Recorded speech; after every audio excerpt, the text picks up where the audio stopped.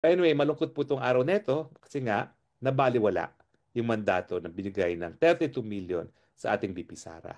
At bakit? Dahil alam naman natin na ito ay sang-ayon din sa plano ng administrasyon ng Marcos Forever na manatili sa kapangyarihan.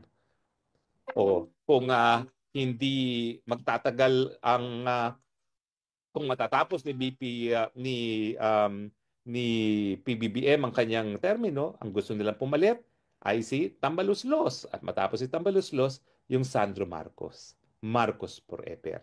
And the way to do it is siraan na ng husto ang number one na balakid na walang iba kundi si Inday Sara Duterte.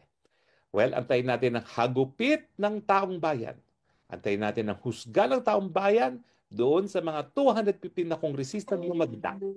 Okay?